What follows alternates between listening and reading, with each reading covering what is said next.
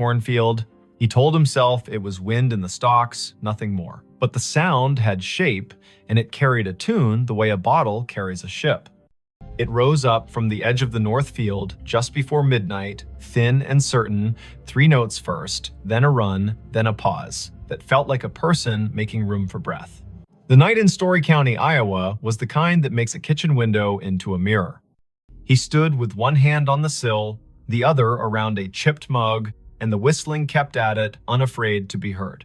Before we begin, tell me where you're listening from and what time is it there? This was late September 2015. The day had been warm, sky rinsed clean after a brief storm, gravel roads drying into their usual rattle. The farm sat a mile and a half south of Nevada, east of the Skunk River, where it hooks like a lazy elbow. The corn had gone that heavy, dull gold that means the grain is ready and the husks are sick of holding on. In the house, the bedside clock down the hall said 11:52. On the porch, a moth bumped the bulb, reconsidered, bumped again. Merritt Dow listened and felt his scalp move, the way skin does when a memory gets up and looks at you. He had heard whistling most of his life, but not like this. His father had been a whistler when he repaired the sickle bar, when he checked the tension on the auger belts. His grandfather, too, walking the rows with a plug of tobacco and a tune older than the tractor. Merritt could place a tune by county if you gave him a night and a jar of iced tea. This one, though it didn't belong to any porch or station wagon, it had the small brightness of a fairground and the old soul of a hymn, mixed wrong on purpose and still somehow right. He set the mug down, pulled on his boots without bothering with the laces, and stepped into the porch light. The whistling came again, 3 notes that stepped down like someone walking off a train. He clicked off the switch. The yard went honest. The gravel drive was a gray river. The corn made its tinny rain sound whenever the breeze remembered its job. To the north, the trees along the fence line held their breath. Merritt had a habit of heading toward curiosity as if it were a calf out past the fence that needed fetching. He took the flashlight from the hook, the heavy kind with a rubber grip, and checked the batteries the way a person checks their pulse. He told himself this was neighbor trouble, or a kid from town testing bravery on a Friday dare. He told himself this was what the night does to grown men when sleep holds them by the elbow and then lets go. He told Dinah, the old collie, to stay. She licked once, turned in a tight circle on the porch rug, and stayed. He crossed the yard, past the big maple that had survived lightning by pretending it hadn't happened, and stepped onto the headland by the north field. The first row took him in like a store's door chime. The stalks were tall and dry, leaves bent into knives. The ground was soft from last week's rain and held his boot prints as if for reference. He waited for the whistling. It came from farther in now, or the rows had changed the way sound bends when it's forced to choose a path. He chose a path. He took row 18, the one that ran with the slight slope and the way water teaches roots to drink. His father had run the planter careful this spring, GPS straight when the signal behaved, by eye when it didn't. Row 18 should have held like a rail. The stalks pressed against his sleeves. The flashlight beam drew clean wood into the dark leaves, bleaching white, silk like old hair, dirt a puzzle of last year's husks, and this year's pennies of mud. The whistling stopped. He stood still. His breath sounded like someone else's in the mask of leaves. He tasted dust. He listened until listening felt like a rope he had to keep from dropping. Farther north, down toward the low spot by the drainage tile, it started again, only louder, as if the person had turned their head and decided the audience was worth the effort. Merritt moved. 3 rows over, the tram line cut across, a packed strip where the sprayer had gone in June. He took it. The corn arched overhead, leaves flicking his ears. Spiders had slung long theories between stalks. He broke them and apologized in his head. He had walked this ground every day for months, and the ground had said yes like a friend. Tonight, it felt like a cousin, a person who loves you without being sure what to do with you. He reached the low spot. The field dipped and turned its face toward the tile that ran down to the ditch. The air was cooler here, lined with the smell of black earth that keeps secrets for centuries, because that's what it was paid to do. The whistling had gone softer. A trill rose up like someone trying to make light of an apology. Merritt swept the flashlight sideways. The beam caught the blue reflection of something small and glassy. He crouched. A marble. Blue, with a pale ribbon curled inside, half under a leaf. He touched it with one finger and felt the way glass feels when it learned patience waiting inside a pocket for its chance. He stood, and the beam hit another, green this time, lodged at the foot of a stalk. He put them both in his shirt pocket without thinking which pocket meant past and which meant present. "Hello," he said. The field appreciated the effort, if the small answering hush meant anything. He wasn't the kind of man who called out names into a place that did not have names to call back. He was the kind of man who waited and then took one more step, the way you do with cattle that have decided the gate is optional. He took one more step. The ground had a memory. His boots sank an inch, then two. He pulled up. The mud let go with a sound like a low laugh. The beam found a scuff in the soil that wasn't his. It had rained the day before, a polite rain that brightened the world and left. Tracks should be fresh. This mark had a sharpness to it he didn't like. He aimed the light again. The scuff came to a point. Not deer, not raccoon. A toe of a boot slid sideways and corrected because the body above that boot had decided to remain upright. The field held that story and did not mind telling it. The whistling kept on. It moved east. Merritt moved too, allowing the rows to push him into the old waterway nobody planted because it cost more to argue with a ditch than to go around. He hit the bank and paused. The sound was close enough now to feel the mouth that made it, the slight wet at the end of notes, the breath through teeth. Above the ditch, on the fence line, a scarecrow leaned into the moon like he had been invited. Merritt had dressed him in a flannel shirt in July to keep the birds from laughing outright. Now the shirt's checks looked like an argument. The hat had blown off sometime in August. The steak had a twist in it the way wood does when it was alive and insists on a personality after. The scarecrow whistled. Merritt's body did not move in the way of cartoon men. He did not jump. He did not fling the light so hard the beam went to the stars. He stood, the way a person stands when what he sees insists on being nothing but what it is. He put the light on the scarecrow's painted mouth. The paint was flaked, the smile wrong on purpose. His father's old gloves were nailed to the crosspiece, fingers bent into permanent work. The straw at the neck had learned the shape of wind and refused to unlearn it. The tune came again from behind the scarecrow, clipped by fence wire and field. He played the beam along the fence. This line had been his grandfather's. His father had repaired it across 3 winters, one staple at a time, using a hammer that had bent 100 nails and 100 more. Tonight, a single strand lay loose between posts, a neat cut at shin height made by someone who liked clean work. Beyond the fence, the other place. Neighbors in the country are closer than people in town and farther away. The acreage to the east had belonged to the Kesslers once, then to the bank, then to a man who installed irrigation pivots with a speed that made the county whisper. Then it's Saturday. The pivot circle kept a gargoyle symmetry in the daylight and turned to bones at night. The whistling came from inside that circle, not far, an invitation or a dare. Merritt climbed the fence by habit and dropped into the tall, ragged grass beyond. His flashlight skipped over metal. The pivot tower rose where the corn had been cut early for silage. A ladder led up to a catwalk that had not been used since a summer of drought and cheap diesel.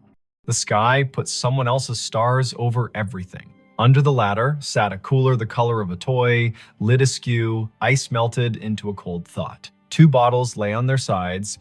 The labels had lost interest in staying on. He touched one. The glass was warm, warmer than the air deserved. He called out again, a different word this time. "Friend." The whistling answered with the same run of notes. He followed the sound around the base of the pivot. His light found Cobb's nod down to the spindle by raccoons with principle. He found a folding chair with only 3 of its 4 screws willing. He found a playing card gone into the dirt, face down forever. He did not find a person. The corn from the other side rustled, a polite cough. He turned. A taller shadow leaned out from where 2 rows had been pushed apart. The flashlight found denim, boots, the hem of a coat cut square. A hand. The skin had the tint of rural men, year-round, sun-washed, wind-scoured. The fingers were long and still. The hand did not wave. "Evening," Merritt said. He stepped closer. The shadow stepped back. The hand slid into the rows, as if hiding from a photograph. The whistling receded down an aisle of stalks, clean and straight as a hallway. He went after it. Later, he would say he never chose to follow, and he would not count that as a lie. The rows insisted. The sound invited. The night did what it always does when a person leaves a safe light and enters a place built to fit bodies only one at a time. It made a mouth and decided whether to swallow or to speak. The field spoke directions in leaves. He followed until the path tried to teach him regret, and his feet refused to be taught. At the heart of the pivot circle, the ground sank another foot. He stumbled once, caught himself against a stalk so dry it cut his palm in a clean straight line. He swore, quietly, with vowels only. The whistling had slowed. It drew out a single note and hung it in the air as if asking him to name it. He named it Unkind. He turned off the flashlight. Dark held him like water does when you slide under and open your eyes. The field went black, then not. The sky had its thin light, the stars arranged their patient omissions. The rows were no longer alleyways, exactly. They were sentences. A breeze moved through and added commas. He stepped forward into a word, then another. The whistling stopped. He waited. He could hear the pivot tower creak, a metal thought adjusting. A truck moved way off on County 18, 3 miles at least. Tires with thick voices, a man's radio too loud in the cab because the night drives its price down for everyone. He waited until the waiting was its own problem. He reached for the flashlight. The beam hit denim again. Close. A shoulder. He yanked the light up and met a face. It was not a face he knew from today. It might have been a face from a photograph under glass at the county fair, past names, eyes poured in. The hat was the wrong cut for now and the right cut for when hats were more than hats. The eyes adjusted to light with the slow patience of a barn cat in a doorway. The mouth held a shape that wasn't a smile and wasn't what comes later. The cheeks were hollowed in, the way working men's cheeks sag when they finally let the day have them. "Don't," the man said, not loud. He lifted one finger the way a teacher does when she'd rather not get stern. "Don't shine." Merritt lowered the beam to the man's chest. The denim had a tag that read, "Kessler in faded thread," as if a mother had stitched it when mud was the usual weather. The man nodded, brief. He put 2 fingers to his mouth and whistled the run again. The note slid under the leaves and came back altered by straw and distance. "Had to see if you'd come," the man said. He did not offer his name. He did not ask Merritt's. The field did the introductions it believed in. The man tipped his chin toward the north, where the ditch had cut a new curve 2 springs ago, and nobody called the county because sometimes you let water take responsibility for its own choices. "Come on, then." They went up Row, across the tram line, down again. Merritt kept the light aimed at boots and dirt, the way you aim swear words when children are sleeping in the next room. The man's hands brushed the tassels as he went, leaving no sound. The field learned him and forgot Merritt in the same breath. They crossed into the neighbor's back 40, and the soil changed, darker and more confident. The rows had more to say here. The whistling would come and go like a small animal, checking the air and disliking it. The man stopped at a patch where the stalks had been storm-bent and then righted themselves out of pride. He crouched, hand out, palm down on top of a flat stone that had no business on this ground. The stone was square. It held an iron ring in one corner. He tapped it. The sound returned like a jar lid. "Used to be a storm door," he said. "For the root cellar. They built the house up there." He flicked his eyes toward where the stars thinned and the silhouette of a ruined chimney picked its teeth on the horizon. "Tornado took it in '54, you know that." Merritt nodded. He had heard the story. The county leaned on that year. It changed the way people believe in roofs.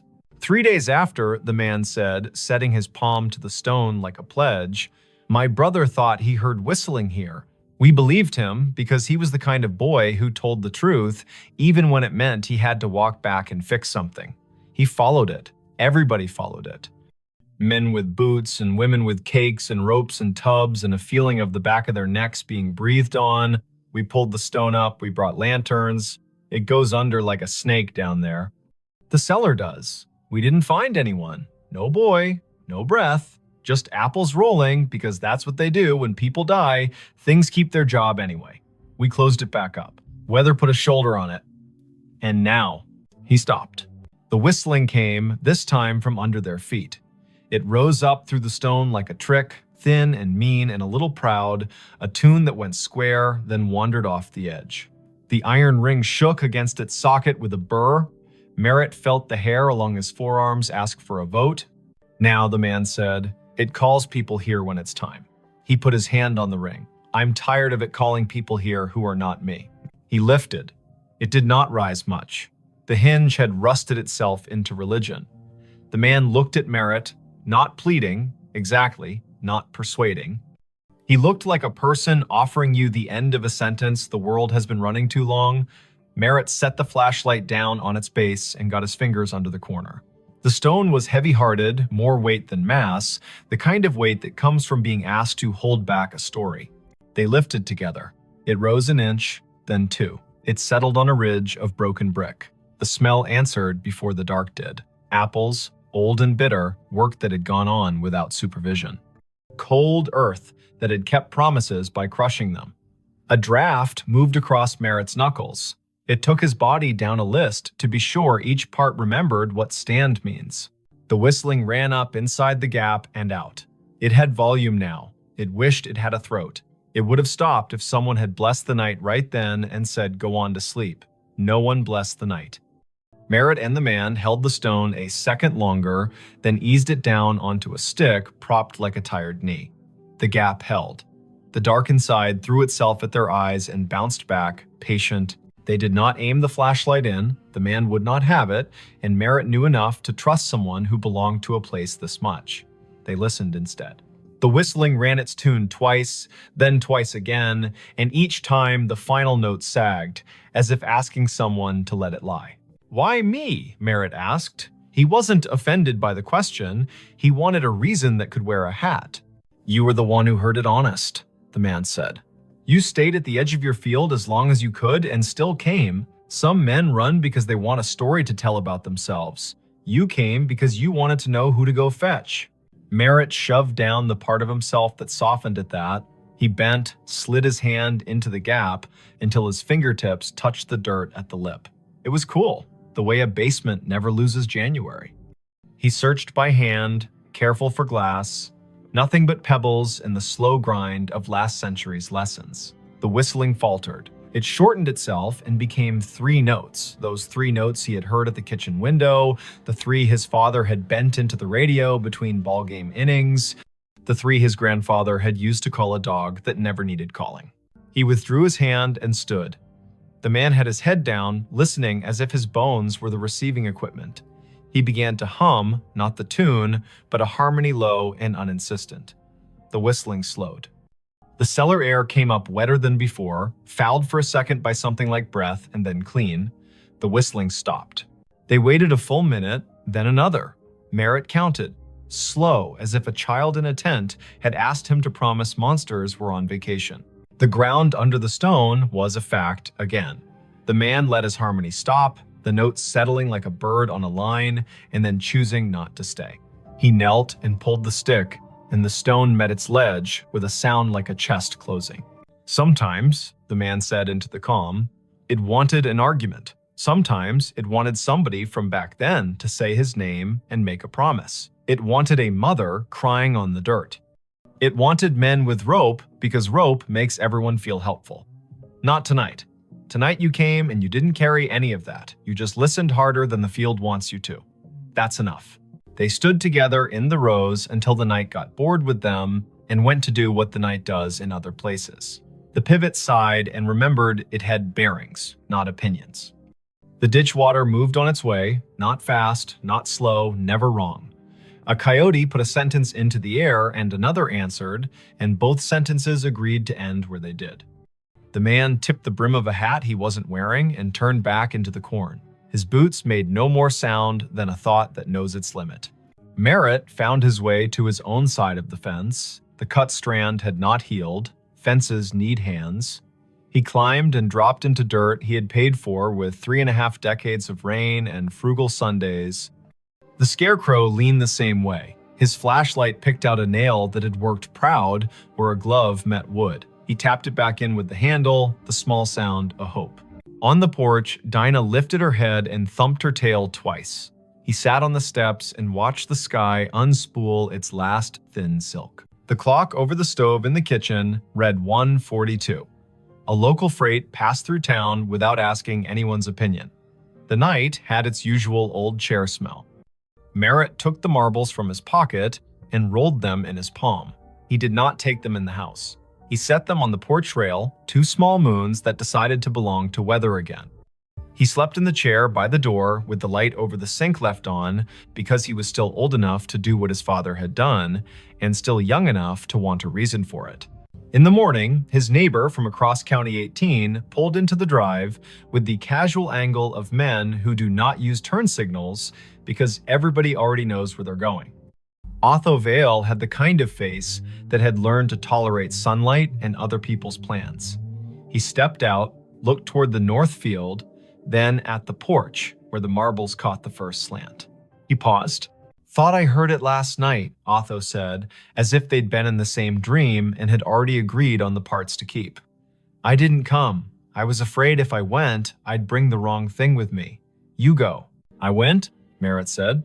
He poured coffee into a cup that had chipped the day his daughter drove away, with her car full and her eyes wider than they had any right to be. He handed the cup down. "There's a stone out there. You know it." Otho nodded. "Been there longer than you and me combined. Some things are a door, and some things are the breath you take before you knock." They sat without sitting, Otho leaning on the post, Merritt half on, half off the iron chair that had belonged to his wife's aunt, and squeaked like the first word of gossip. The morning took the night apart and put it away neatly. The field did what fields do after an event. It pretended nothing had happened and invited you to harvest. By 10, the co-op truck rumbled up, the driver wearing the resigned cheer of a man who deals in averages for a living. Merritt walked the headland with him, pointed at moisture readings that lied slightly, agreed to pretend the numbers were written on a blackboard by someone with authority. He did the work. He did it until the work forgave him for wondering what else he might be supposed to do.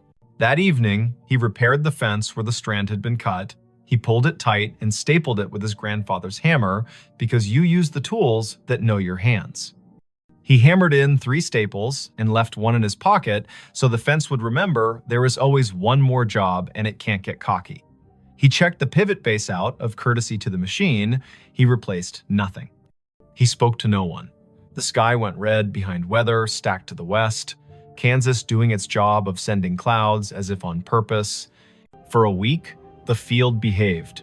The wind laid down its sheet music neatly. The coupe truck counted out grain like blessings. He slept at the proper times and did not wake to odd hours with the feeling of someone whistling at the edge of his life. The marbles stayed on the porch rail until a grackle knocked one off and it rolled into the peony bed and took up residence there like a kindness.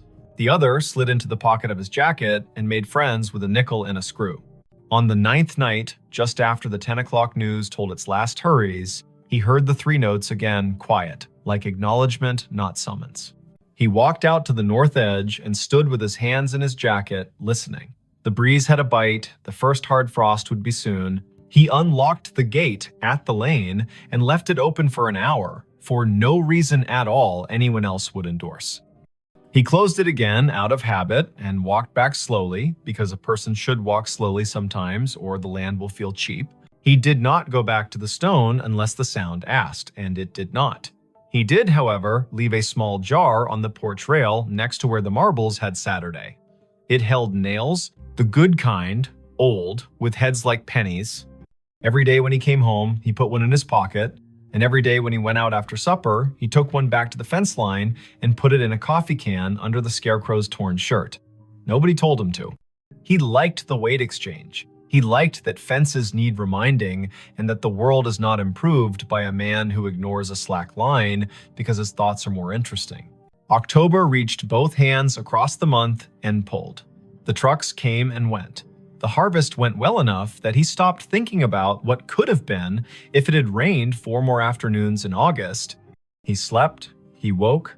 The whistling did not return in any way that made him leave his chair. He began to tell himself he had imagined a portion of it, as a man will do when a thing does not ask for money or apologies. Near Halloween, his daughter called from Cedar Rapids, a night shift at the hospital, voice folded with fatigue and the kind of joy that remembers to leave room for the day.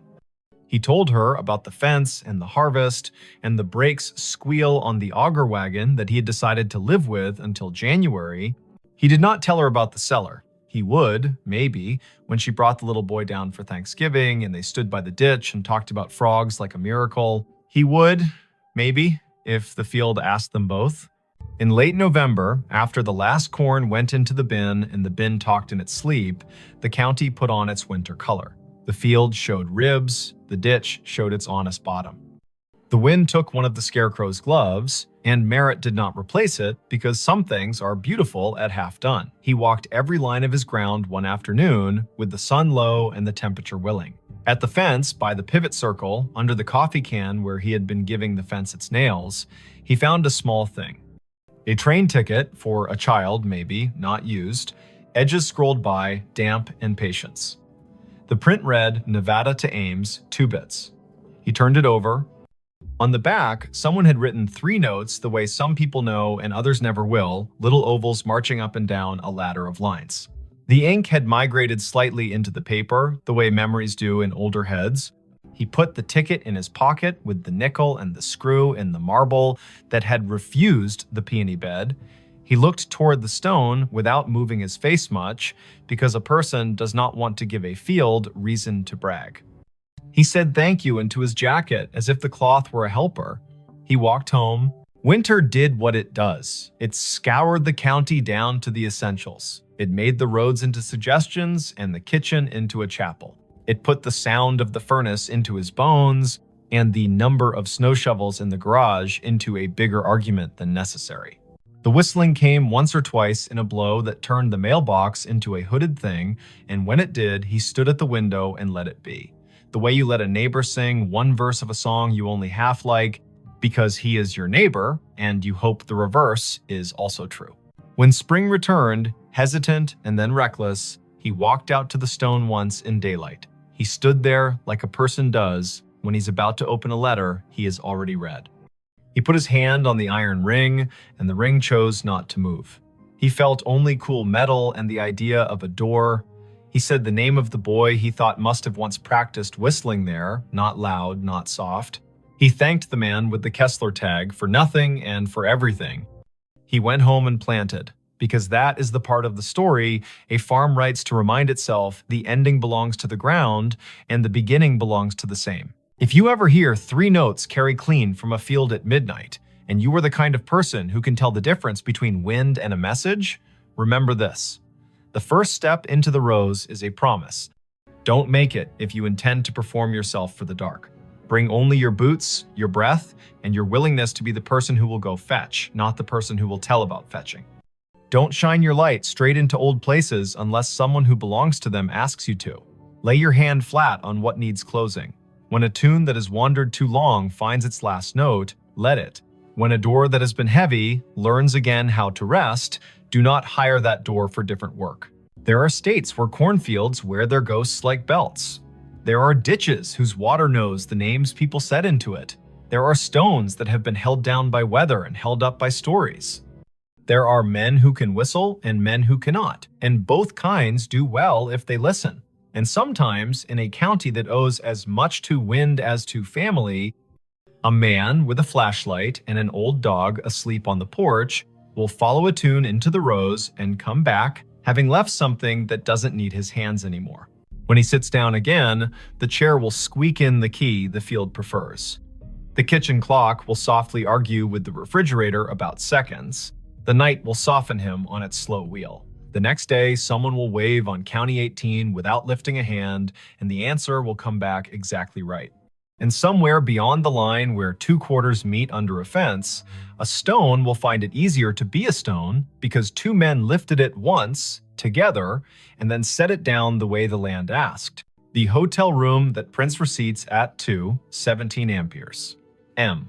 The first night, the receipt printer woke her. It coughed once in the dark, warmed its little brass roller, and began to spit out a strip of thermal paper that glowed faintly like a cigarette behind cupped hands.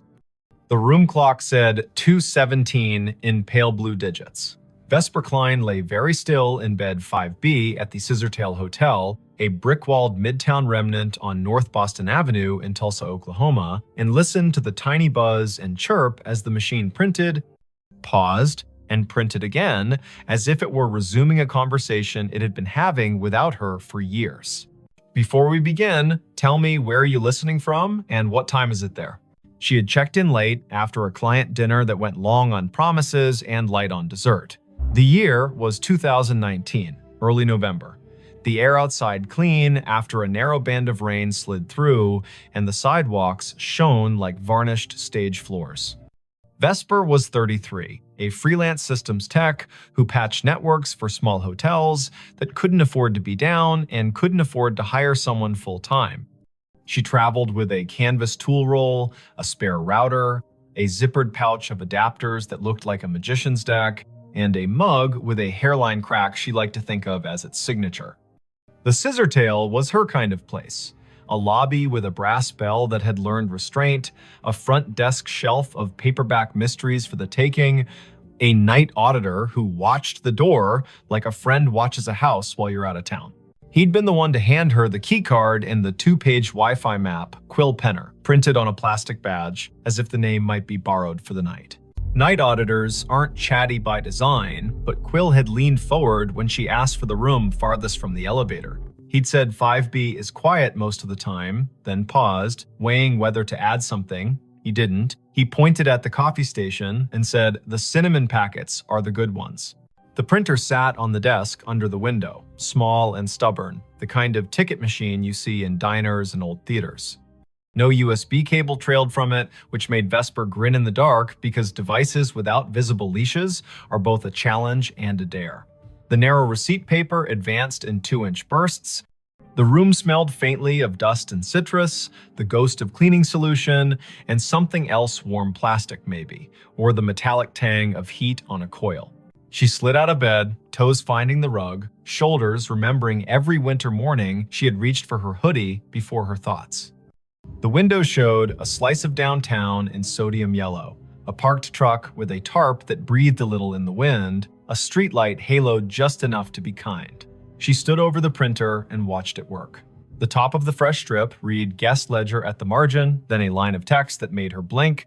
Check-in, Harlan Row, rate $14.50, room 5B arrival, the 12th of October, 1958, comments, 2 pillows only. The paper was unbrowned, the font bold. She knew thermal stock fades to beige with sunlight, goes blotchy with time, and curls if you leave it near a vent. This looked new, but the data was from a year you had to say out loud to make it believable. The printer hummed again and produced another line. Check-in, Odetta Meyer. Rate, $12, room 5B. Arrival, the 4th of May, 1957. Comments, traveling with songbooks. She tore the strip and laid it flat on the desk, then pressed a finger to the cool plastic of the printer, as if touch might confess what the eye couldn't. The machine did not shake. It simply waited, polite as a clerk, with more to say. At 2:23, it stopped. A little green light near its only button winked twice like a made-up code. Vesper set the paper on a coaster, lay back down, and stared at the ceiling where the streetlight's slatted glow made a grid like a rehearsal. In 2 minutes, the heater clicked, the mini-fridge answered with its own throat clearing, and her body did the sensible thing it does when a problem cannot be solved and the hour is improper, it slept. Daylight always rationalizes the night. Vesper showered, dressed, and went downstairs with questions arranged in her mouth as if they were items on a parts list. Quill stood behind the desk with a pen balanced across his knuckles like a small seesaw. Room 5B printed receipts at 2:17, she said, like a person reporting a minor plumbing miracle. She slid the strip across, he read it, eyes moving left to right once, then again slower. He did not touch the paper, as if touching would make him complicit in whatever time wanted. He leaned in. You know how old buildings have old anchor points. You hang a new painting, but the wall still remembers the nail. He lowered his voice. That room was a manager's office back when this place was the Francis Motor Lodge. They kept a ledger in there, typed out receipts on a half-width machine bolted to the desk. At close, they printed a roll of check-ins for the night, tore it, and rubber-banded the strip to the hardback ledger. Quill tapped the counter. Once, twice. I've heard the story since I was a kid, but the machine in that room was long gone when the Scissortail bought the building. That, he nodded toward the strip, is a thermal ticket printer from the last decade. We put it in to spit bar tabs during wedding weekends. He smiled without humor. The bar's downstairs. He told her what he knew, which was more than most people get for free before 10 in the morning.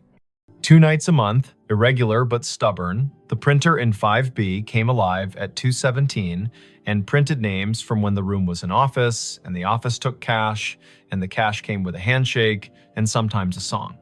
Housekeeping had tried unplugging it, but the little machine held on to its paper and its green light like a dog holds a ball. Engineering had replaced it with a new unit. The new unit learned the trick too, as if the wire in the wall had a voice. Once, a manager put the printer in another room. It printed in the other room.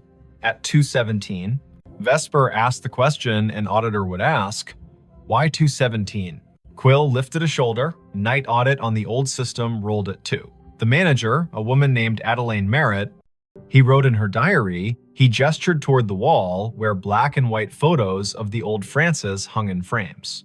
The audit took 17 minutes most nights because the room charge calculation was slow. He winked, a habit to soften hard edges. That's what the Haunted History Tour says anyway. My grandmother worked housekeeping here in the 60s. She said Adelaine was the kind of woman who could silence a room by looking at a clock. Quill slid the strip back to Vesper.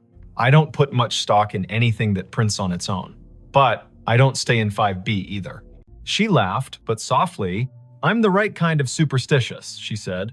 The kind that believes in loose cables and also in writing down names. She folded the strip, tucked it in her notebook, and promised the front desk a stronger signal on the north wing by supper. Work made the morning sensible. Vesper crawled into the equipment closet on 5, balanced her laptop on an inverted bucket, and watched packets move in tidy lines across her screen. The Scissortails network roamed like a polite guess slow if you needed it to be fast. Fast if you weren't asking. She pushed a firmware update, tuned channel widths, stood on a chair to re-angle a ceiling antenna the way you point your head to listen better. Lunch came from a food truck with a chalkboard menu and a line that made the air smell like cilantro and good intentions. She ate on the loading dock, the sun finding her cheekbones and telling her to stop worrying about things no one pays you to worry about. The second night, the printer coughed at 2:17 on the dot. The room's clock, which she had not trusted since it flashed 12:12 after she plugged her phone charger, matched her wristwatch exactly. The printed strip listed names again, 5 this time, each with a rate that made the era plain. Miguel Corrado, Della and Sten Bay, Bellamy H. Cross, Traveling Sales, G. Whitlow. The comments field sometimes added a phrase that felt like a quotation. Traveling with songbooks, baby sleeps light, keep the radio low. She tore the strip and laid it beside the previous one. The heater ticked its approval. She sat cross-legged on the rug, laptop open, the printer's power cord draped across her thigh. If it's a room ghost, she murmured, it should ignore me. If it's a network ghost, I may as well listen. Her laptop saw the printer as a simple thing on the subnet, a networked ticket device with a default login and a queue history that should have been empty and wasn't. Vesper scrolled. A job log rolling back months logged exactly 2 entries each night with the flag source, Legacy. Someone had written a silly little module into the Scissortails aging property management system, a module that echoed old file structures for nostalgia tours during October. She'd seen that kind of thing done for fun. But this module contained descriptors she didn't recognize. Ledger spool, carriage return key, ribbon jam. These were words from a different machine. The audit program triggered at 2. The ghost queue called itself at 2:17. She checked where it pointed. The path wasn't a path, it was a device ID that didn't match any modern naming scheme. She pinged the device. No answer. She traced the MAC. The vendor code came back to a company that died before the internet had central registration. That made her skin feel too tight. In the morning, white coffee cups clacked, and the lobby television played low, the weatherwoman pointing at a band of storms where storms like to form. Vesper asked Quill if there were schematics for the old building. He pointed to the office behind the desk. Ground plan framed on the wall. Maybe useful. The hotel had been 2 buildings stitched at the seam. The Francis Motor Lodge on the east, a narrower annex that used to be a savings bank on the west, joined by a flyover corridor at 3 and a clumsy arch at 5. Room 5B sat where the old bank manager's office once had been, according to a penciled note at the edge of the plan. There, a scrawl, printer niche, in lighter pencil, spare line to basement. Quill warmed to the problem the way night auditors do when daylight invites them to be citizens. He called maintenance. A man named Orson arrived in a polo with his name stitched in blue and a toolbox that had its own opinions. Together, they moved the desk in 5B 6 inches and then 3 and exposed a painted-over conduit hole at the baseboard with a thumb-width chase running down into the wall. Orson whistled between his teeth. "That's no Romex. That's armored cable from a generation that believed steel could keep time." He tapped the baseboard with the handle of his screwdriver. It answered with the hollow ring of an old closet. In the basement, they found the closet where the spare line went to not exactly die. The air was colder down there, humid the way the past is humid.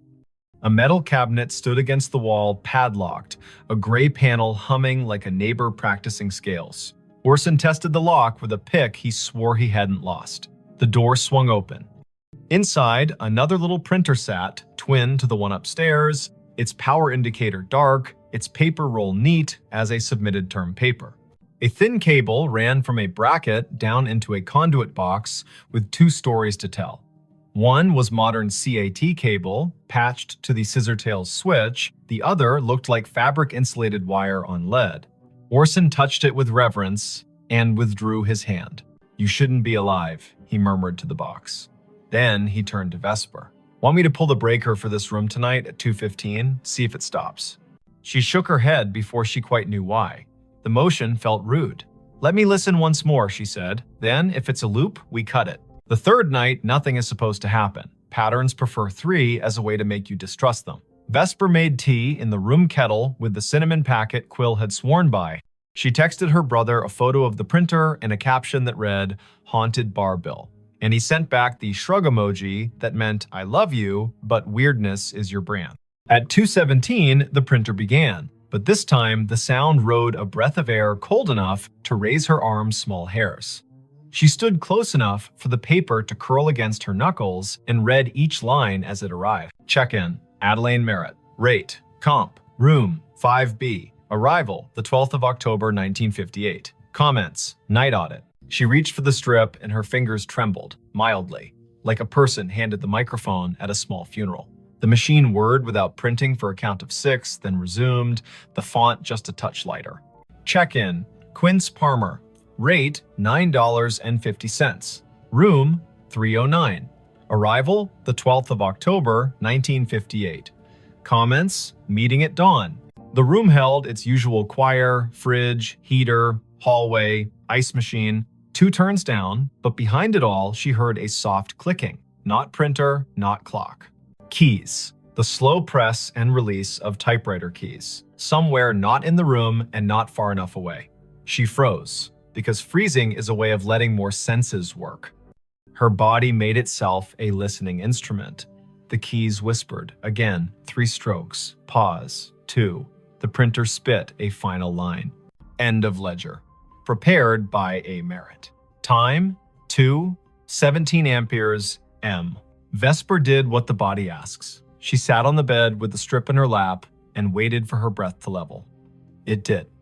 The heater ticked, the fridge purred, the typewriter stopped pretending, the sound folded itself up and slid under the door. She slept because being a person who works with systems means you've learned to stack your fear on a shelf when there's nothing urgent to do with it. Morning turned the printer into a device again. She took the strip down to the desk. Quill stared at the word comp and the name he had heard his grandmother say on summer porches when the heat wanted out of the day. He asked to borrow the strip to show his manager, a woman with the fast walk gait of someone who plans 2 days all the time. The manager's name was Letha Croft, and she looked at the strip like a problem that could be solved with a memo. She was polite and firm. "We have tours on Fridays for the people who want goosebumps," she said.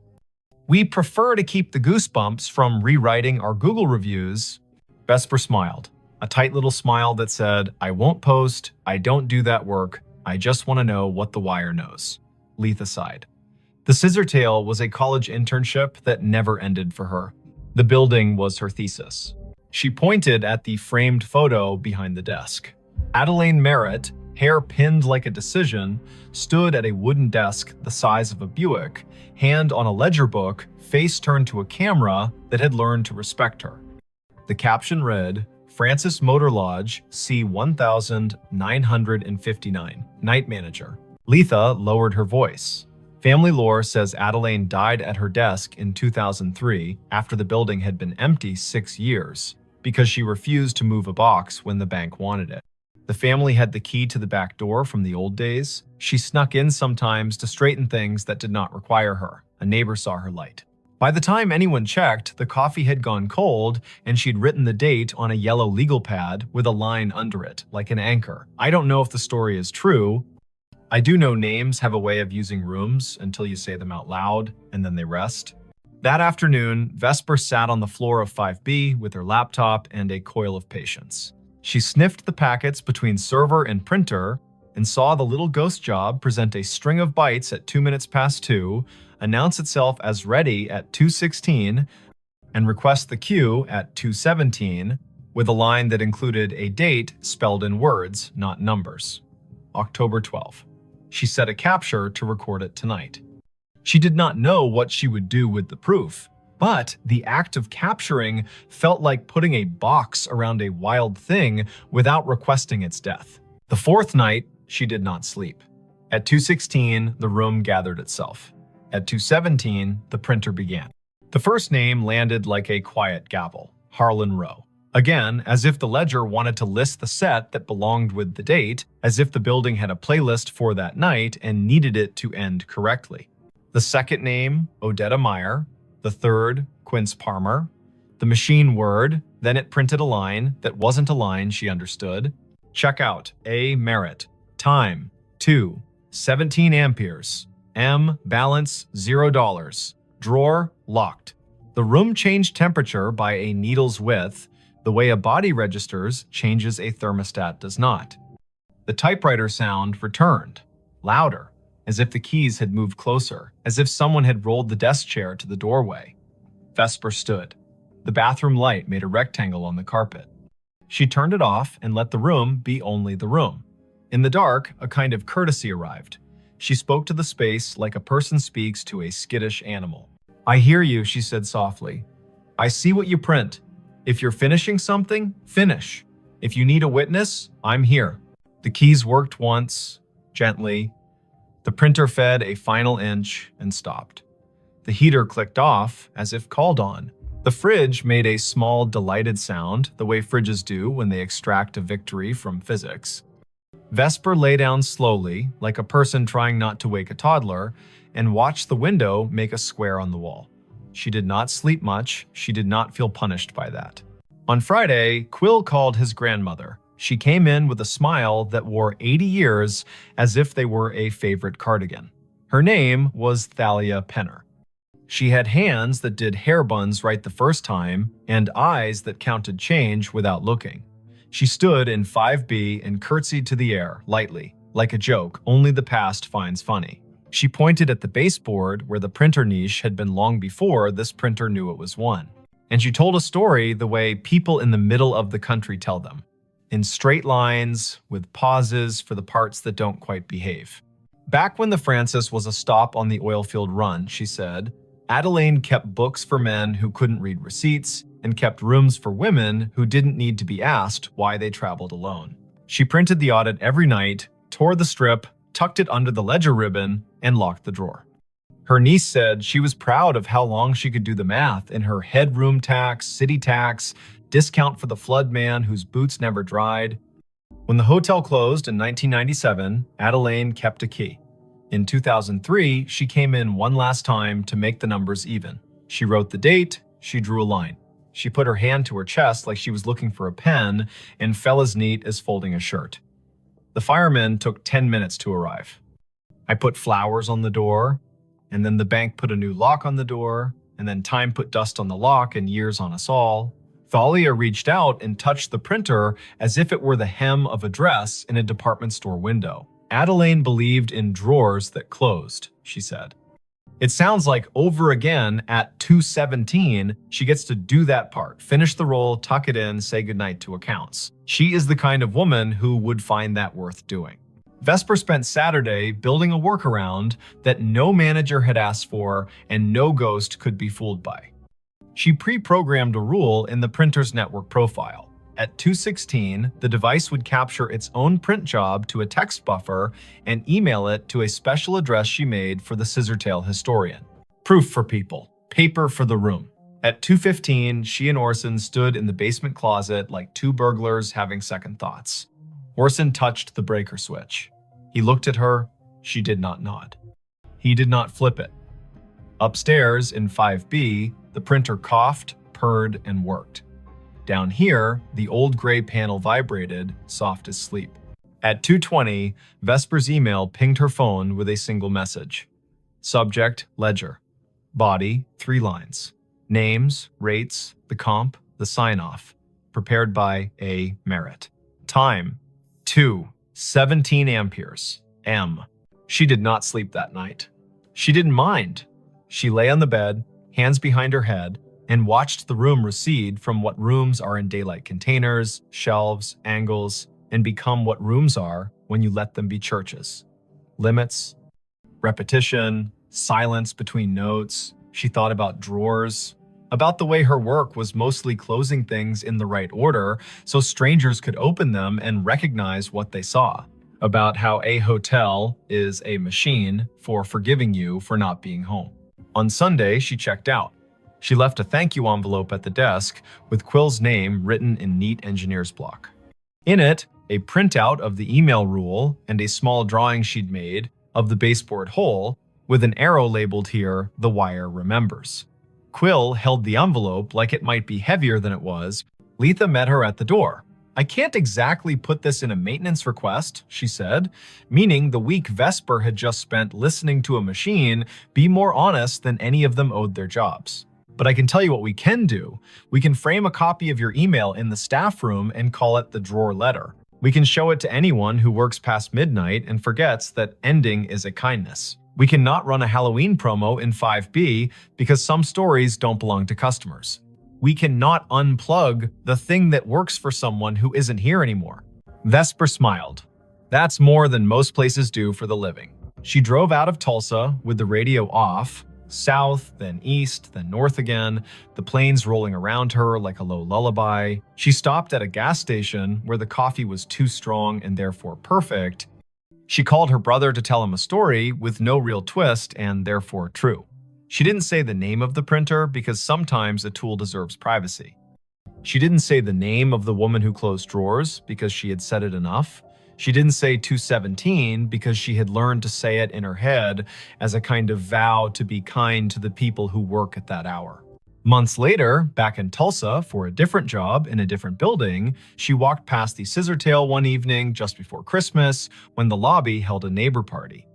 A small tree wore strands of tickets in place of garland bar tabs printed for fun, red inked with dates and little notes in flare pen script. Quill waved from the desk, a Santa hat angled to keep his dignity.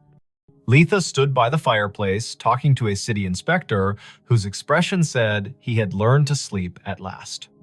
On the stair, a woman in her 50s, adjusting an ugly sweater, looked at Vesper in that way strangers sometimes look at one another, as if they had agreed to be in the same hallway before they were born.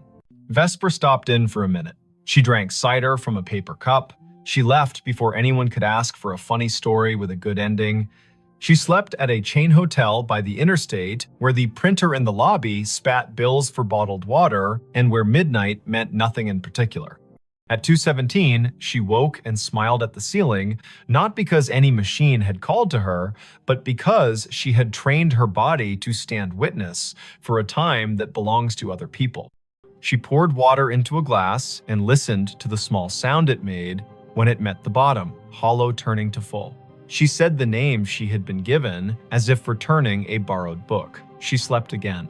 If you ever find yourself in a hotel room and a device on the desk prints at a time that sounds like a secret, do what Vesper did. Don't yank the cord. Don't film it for the internet like proof is a currency and this is your chance to spend. Sit up, put your feet on the rug, read the names if names arrive. If you can, make a rule that gives the living something to hold a copy, a note, an email to a person whose job is to remember. Then let the room have its paper. Let the drawer close. Say thank you to the time that isn't yours. The night staff everywhere will feel it like a hand they don't have to see. And if you must know, it goes like this. The little green light winks, the paper unfurls. The names Harlan, Odetta, Quince, Adeline roll by, small and austere and whole. The room changes by a breath, the heater stands down, the fridge on duty hums, the typewriter in the wall or the idea of a typewriter slides one last carriage to the right and returns. The drawer locks. The ledger for that one night balances again. You will not have been asked to fix anything. You will not have been asked to believe. You will have been asked to witness. A job that counts.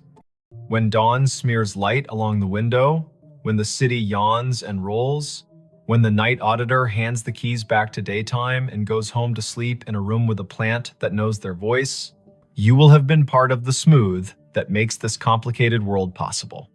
Somewhere, a printer coughs once more, polite as always, and waits another 24 hours to do what it knows on the dot without apology. If, later, someone asks why a small hotel on North Boston Avenue keeps a finicky old ticket machine in a room that could rent for $2 more without it, you can say this. Not every device has to justify itself in money. Sometimes a machine is a ritual. Sometimes a ritual is a receipt that proves someone was here and did their work and went to sleep. And sometimes, at 2:17 in the morning, a woman who once locked a drawer she loved gets to do it again, which is as reasonable a reason as any you'll hear for anything that persists in this country, shaped by roads, rooms, ledgers, and the soft insistence of people who finish what they start.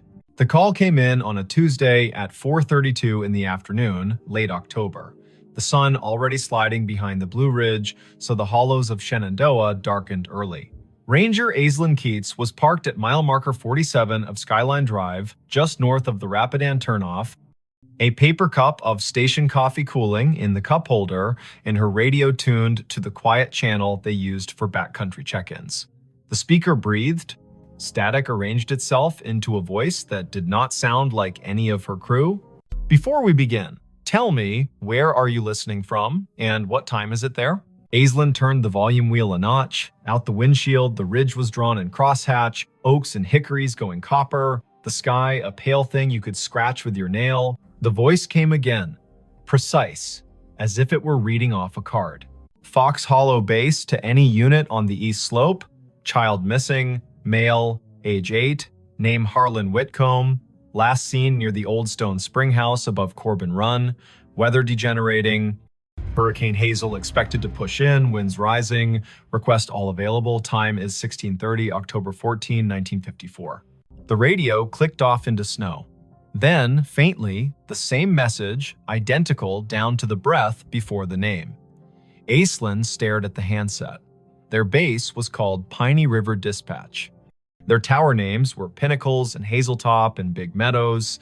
No one in the park had used Fox Hollow for decades. Her training cracked its knuckles. She keyed the mic. Piney River to unknown unit. Say again. Who is calling Fox Hollow base? Silence laid itself over the car like a thin blanket. Beyond the glass, a crow moved from one bear snag to another as if demonstrating a diagram. The wind was a steady push from the southeast. Hazel. The word gave the hairs on Aislinn's arms ideas. She stepped out and let the door swing shut. The air had that warm edge you get before a storm that started somewhere else. Leaves chased each other along the asphalt, then lay down. In the trunk lay her day pack, a spare radio, and a copy of a paper map creased along the places everyone folds them. She slung the pack, checked battery levels, turned the spare to scan. The main radio kept its sulk. The spare found chatter from Big Meadows about a flat tire near Lewis Mountain, then returned to quiet. The old voice did not return. Aislinn keyed in to dispatch. Piney, Keats at 47. I caught a transmission, sounds like a vintage call. Reference to Fox Hollow, child missing near Corbin Run, date October 14, 1954. Could someone check the archive on that, see if we have a historical incident report? The dispatcher was a steady woman named Karen, who did not make noises she did not need. Copy, Aislinn. Stand by. Aislinn leaned on the hood and looked east, where the hills tumbled like knuckles, all green and copper and shadow. She had worked Shenandoah 5 seasons. She knew the way the ridges spoke when you asked them right. She also knew radios lie sometimes, bouncing off ducts of temperature and skipping across layers of ionized air like stones. She had heard voices from fire towers that had been torn down before she was born, and a farmer yelling to his brother on a frequency no longer assigned to anyone. She had never heard a date pinned to a hurricane whose name lived in the county's memory like a scar. Karen came back. We have a typewritten Keats, Incident 1954-H, filed at Piney River. Hurricane Hazel, multiple rock slides, a missing person in the Corbin area, that name you gave. It is a cold file. It does not say recovered. I repeat, not recovered. No remains located. Not closed. Aislinn pressed the radio to her shoulder until the plastic complained. Copy. Can you send scans to my phone? I'm heading down to the Corbin Run access. If anyone else is close enough to meet, let them know. There was a pause, a little breath that was not static. Karen's voice softened a shade, the way people do when the past finds a way to ask for your time. Sending now. Watch your footing, the trails are a mess of marbles with the leaves down. Want Dupre from Hazeltop on, stand by. Affirmative. Aislinn slung the pack across her back and looked once more at the ridgeline. A truck from Fleet rumbled past, the driver lifting 2 fingers off the wheel in that rural benediction. Clouds had started as a rumor and were now themselves. The Corbin Run access was a gravel pull-off hidden beneath tulip poplars that had learned to whisper. Aislinn eased the truck in sideways and cut the engine. She took the trail with her boots, making small promises to each rock.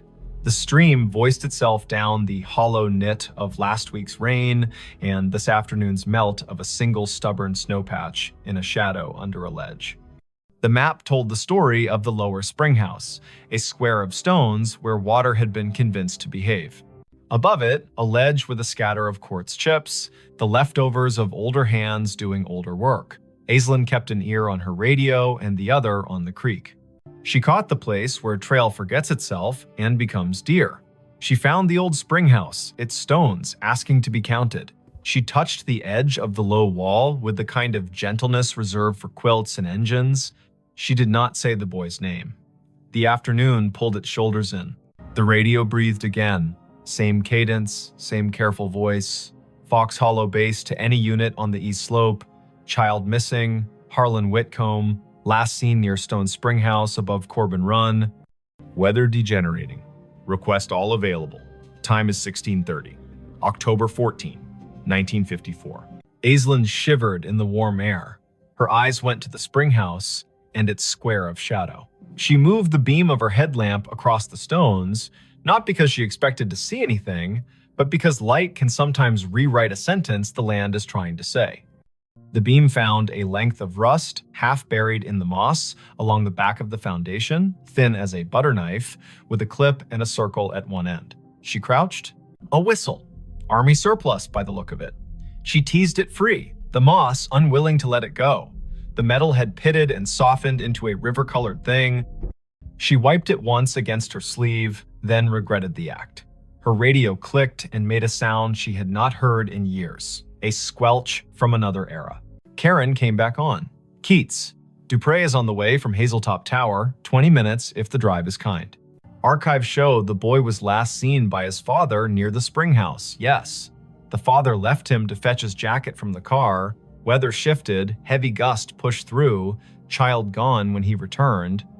Tracks lost near the ledge above the run. 2 days of cruise, then Hazel brought the flood and they stood them down. The file has letters from the mother, 2 years after, asking if anyone found anything she could hold. Answer stamped no. Aislinn looked at the whistle in her hand, then at the spring that fed the run. The water wore a sheen of leaves thin enough to count. She keyed the mic. Found a whistle near the spring house. Will bag it. Doubt it has any forensic value after 6 decades, but a photograph might matter to someone. As she spoke, a figure eased out of the trees upstream. A man in the brown and green of a ranger uniform, but the cut of it was wrong in a way you can feel even if you do not have the words. The shirt had pockets like ideas, the hat sat stiff as a rule book, he carried a strap radio that looked like a lunch pail with an antenna. He exhaled, then stopped when he saw her. "Ma'am," he said. There was a formality in the syllables, like church on a day that hurt. "We're sweeping the east slope." The boy's father said he was right here. He pointed at the stones, as if pointing could anchor the earth. Aislinn stood very still. The man's face had the smoothness of someone who had not yet had reason to learn what whiskey was for. His name tag said M. Elwood. His shoulder patch bore an American shield with a tree she did not recognize. He glanced down at her radio and then at the whistle in her hand. "You with us?" he asked. "You with Fox Hollow?" Aislinn's throat did the dry swallow of a person whose mind is faster than her words. "Yes," she said, because yes was easier than telling a man with a lunch pail radio about the word digital. "I heard your call." "Where are your lines?" "At the ridge," he said, puzzled by the question. "We got men cutting sign along the deer trails. We got women at base keeping track of names. The disaster man out of Charlottesville told us Hazel will give us until dawn and then gone." He looked past her to the ledge, his jaw a small square against the warm air. "Mother is at the church in Syria, not the far one, the one with the bell rope that sticks. She keeps asking if he had a jacket. She wants the question to be a fact." A gust moved through the trees on some business of its own. Aislinn felt the air change around the bones of the rocks. The man looked at her again, and the little muscle at the corner of his mouth twitched. "Your radio," he said. "You get this out to anyone else." "Yes." "We have a tower at Hazeltop. They know. Someone is coming." "Good," he said softly. Then he put 2 fingers to his brow, an old salute done halfway because distance is difficult to respect when the ground is asking for more of you. He stepped past her, boots exact on the damp leaves, and moved toward the ledge, listening with his face. He put a hand out as if to feel a draft. His outline lightened as if the warm air had decided he belonged to it. The forest made the sound of a coat hem brushed along a pew. He was gone.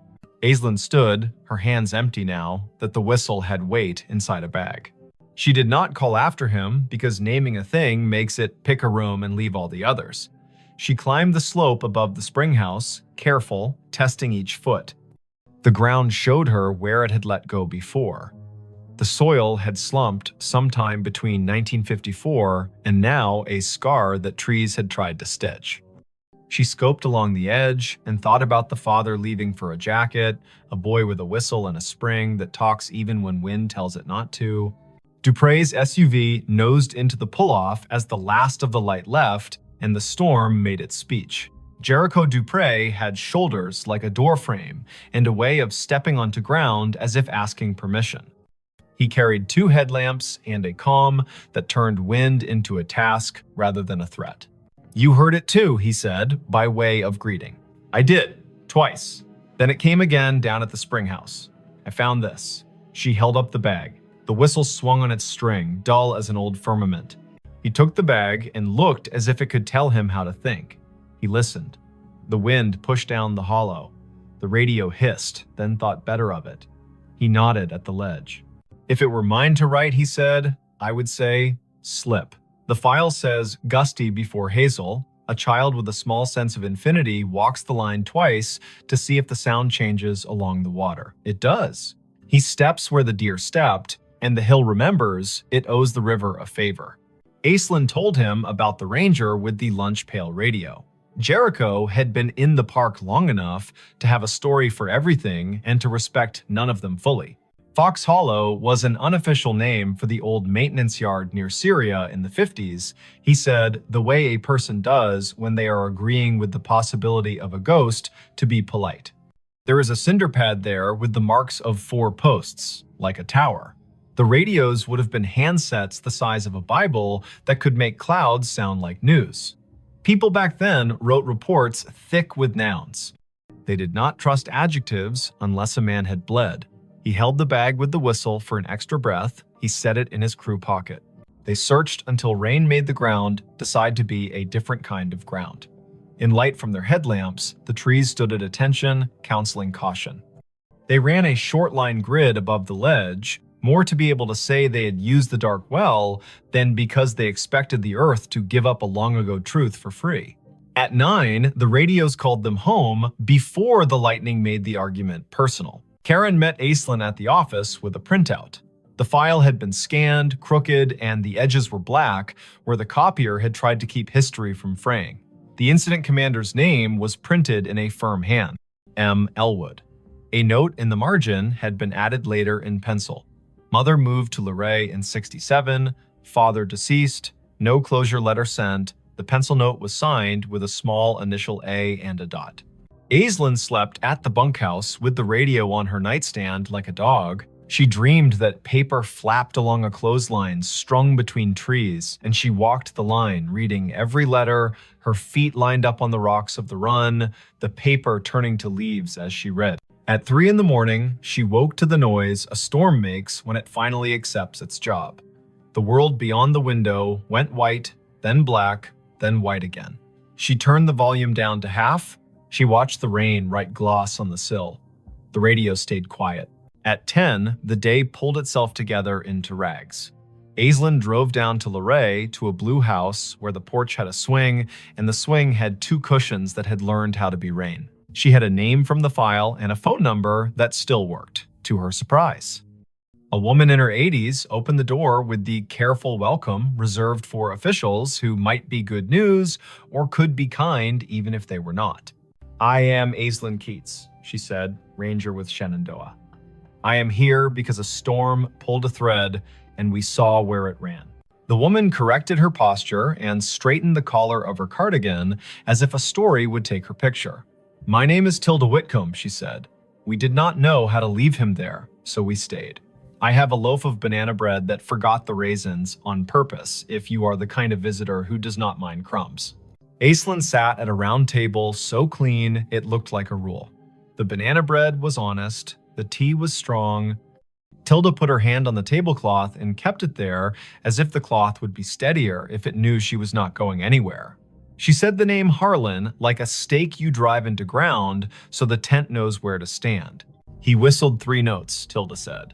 "The tune the train plays when it comes into Luray, because his father used to take him to the crossing, and they would wave at the men who stand like saints. 3 notes, and then he would laugh, because he was practiced at laughing. The wind took the notes and did not give them back. My husband ran to the car, and the sky changed. They told him on the radio he had until morning. You can live your whole life in a sentence like that." Aislinn put the bagged whistle on the table. The string looped like a sleeping thing. Tilda did not reach for it. She looked at it as one looks at an old photograph that has learned how to move.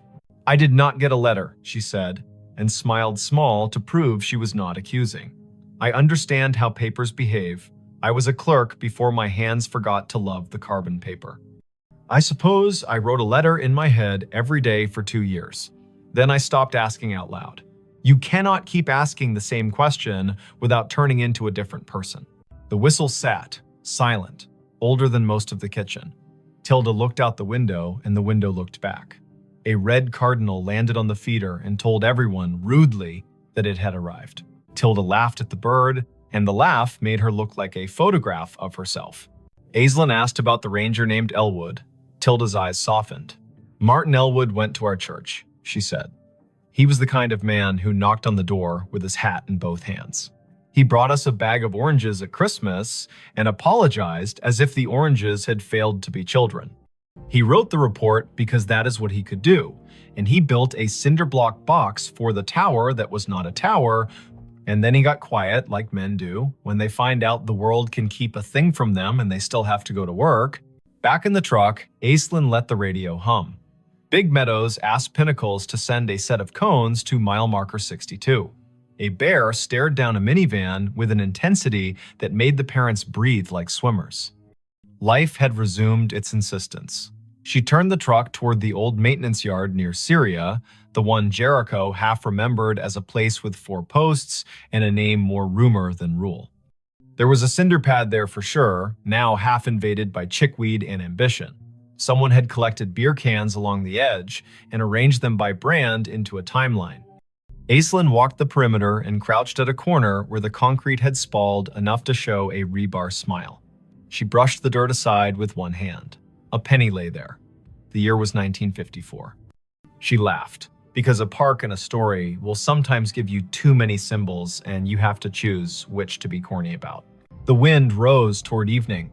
The radio stayed in this decade, obedient and dull. Aislinn drove the ridge road, watching the color slide toward Bruce. Back at the office, Karen handed her a thin envelope with a stamped return address that made Aislinn's scalp feel like it had learned something. It was from an amateur radio club in Harrisonburg, a man who had heard the show Aislinn, sometimes called During Slow Nights, the one where listeners told stories of radios hearing the wrong things on purpose. "We pick up oddities when the weather steeps the air," the man had written. "Old distress calls, ham tests bounced off airplane wings, bombers from the 40s practicing. Once, a train dispatch from 1960 rolled through on a rain so thick you could chew it. There are names for this, and none of them explain it. The way I think of it is this: time breathes shallow near storms. If a voice was loud enough once, and the same air returns, you might hear a ghost that is not a ghost. Not dead, not alive, just not finished talking." That night, Aislinn drove down to Corbin Run one last time with a single job. She stood by the spring house and held the whistle. She did not put it to her lips because it belonged to a mouth that had done its work. She set it on the stone in the square of water smell and said a sentence Tilda had given her permission to say. "Harlan, your mother sits with a red bird and forgives the form and the weather. We leave you where you are, not lost now. We know the place that held you. We will name it even if the stone refuses to." Thunder argued with a ridge to the west. Aislinn picked up the whistle, tucked it back into the bag, and snapped the bag shut the way you close a letter you cannot ignore any longer. Her radio breathed and then found words. "Fox Hollow Base. To any unit on the east slope. Search secured. Weather has moved us. We will resume when it lets us. Families headed to shelter. If anyone finds a whistle, mark the spot. End of report, October 14, 1954.